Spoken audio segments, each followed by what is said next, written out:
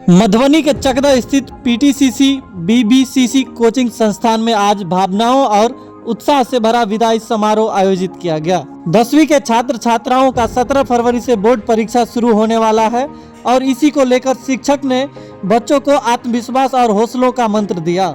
कार्यक्रम में शहर के कई कोचिंग संचालकों को मिथिला की परंपरा के अनुसार पाग और दुपट्टा देकर सम्मानित किया गया। पूरा माहौल गर्व, जोश और भावुक क्षणों से भरा रहा। जहां एक और परीक्षा को लेकर उत्साह था, वहीं अपने कोचिंग परिवार से बिछड़ने की हल्की सी कसक भी साफ नजर आई। आगे क्या कहा शिक्षकों ने और कैसे दी सफलता की सीख, सुनिए सीधे उनके शब्दों में। मैं इस विदाई समारोह के शुभ अवसर पर आपको शुभकामनाएं देना चाहता हूं। जो आज विदाई समारोह हम पीटीसीसी प्लस बीबीसीसी संस्थान पर बिहार बोर्ड 10वीं का विदाई समारोह रखा गया है। ये वो पल आते हैं जब बच्चे एक साल पढ़ाई करके जब से अपने पढ़ाई कंप्लीट कर लेते हैं, बिहार बोर्ड में परीक्षा देने के लिए जाते हैं, तो हम सिलेबस कंप्लीट करने के बाद प्रत्येक साल बच्चे को यहाँ से सम्मानपूर्वक विदाई करते हैं। इस बार विदाई समारोह में मैंने बच्चे को ये आशीष दिया हूँ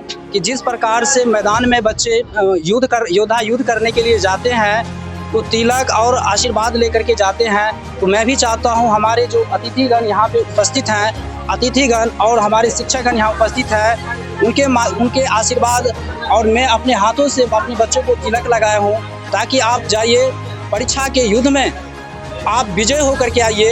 यही मेरी आशीष है, ये मैं संदेश देना चाहता हूँ सभी बच्चों को। मैं पीटीसीसी बीबीसीसी कोचिंग सेंटर के संचालक माननीय जगन्नाथ सर को बहुत बहुत धन्यवाद, उनके समस्त टीम को, समस्त शिक्षक को बहुत बहुत धन्यवाद। मैं अंकित सर, खांटी मेथड वाले। मैं सभी बच्चों से बस एक ही चीज़ कहना चाहूँगा कि एग्ज़ाम में पैसेंस बना करके लिखेंगे, क्वेश्चन को एकदम कॉपी भर के आएंगे, कॉपी खाली करके नहीं आएंगे, राइटिंग साफ साफ बना करके आएंगे। और बच्चों में रिजल्ट की परिणाम जो अगर घोषित किया जाएगा, तो बच्चों की जो साल भर की मेहनत है, पिछले 10 साल से लगातार मेहनत करते हैं, पहला एग्ज़ाम होता है बच्चों के लिए, तो हम बच्चों को एक ही चीज़ कहेंगे कि आप जितना लंबा समय तक मेहनत किए हैं, यही आपकी अंतिम परिणाम है। और अंतिम चरण में आप रिवीजन करेंगे, ना कि नए चीज़ सीखने का प्रयास करेंगे। Okay, thank you so much. देखिए, सबसे पहले मैं आपको भी बहुत बहुत आभार प्रकट करता हूं कि आप आए हम लोग को कवरेज करने के लिए। और ये कोचिंग बीबीसीसी पीटीसीसी, ठीक है, जिनका संस्थापक जगन्नाथ सर के सहयोग से विदाई समारोह रखा गया है, और मैं भी इनका एक छोटा सा इसमें हिस्सा निभाया हूँ, अपने विद्यार्थी को सेवा दिया हूँ सोशल साइंस में, ठीक है। मेरा नाम अंकित सर है और मैंने भी इनको सोशल साइंस पढ़ाया है। जहाँ तक मेरा अनुभव है, कई वर्षों से मैं पढ़ाते आ रहा हूँ, जहाँ तक कि सिविल सर्विस का मैं खुद एस्पिरेंट हूँ और पढ़ाता भी हूँ सिविल सर्विस का। तो मेरा ऐसा मानना है कि सबसे पहले जो बच्चे हैं 10th वाले, उनके जीवन का ये पहला एग्जाम होता है, ठीक है।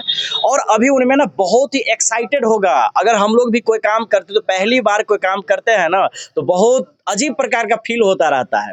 तो बच्चे को ज़्यादा एक्साइटेड होने की जरूरत नहीं है, बिल्कुल पैसेंस से रखेंगे, बिल्कुल अच्छा से रहेंगे, और सेंटर पर जो लिखेंगे, तो हमारे सर बोल ही दिए हैं, अच्छा से और स्पष्ट लिखेंगे, और कॉपी को जितना शब्दों में कहा गया रहेगा लिखने के लिए ध्यान देंगे कि जितना कह रहा है उतना भी लिखेंगे, और लिखने का अगर क्षमता हो तो पूरा भर देंगे, खाली नहीं छोड़ना है। दूसरी बात, माइंड को पूरा रिफ्रेश करके, पूरा फ्रेश करके जाना है, कोई भी लोड नहीं लेना है, रिजल्ट परिणाम अच्छा ही होगा, ठीक है। जहाँ तक हम लोग का जो अब करिकुलम हो गया है, वो हम लोग जो पढ़ाते हैं वो रटने पर आधारित नहीं है।